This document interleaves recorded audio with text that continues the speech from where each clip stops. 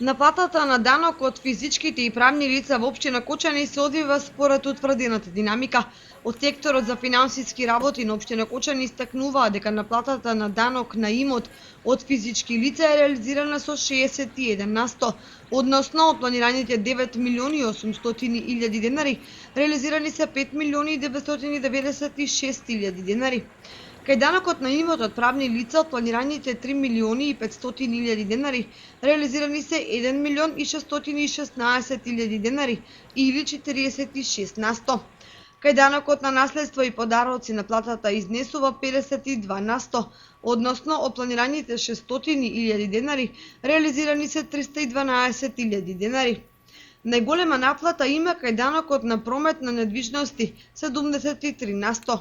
Кај овој данок од планираните 13 милиони и 200 илјади денари, наплатени се 9 милиони и 660 илјади денари.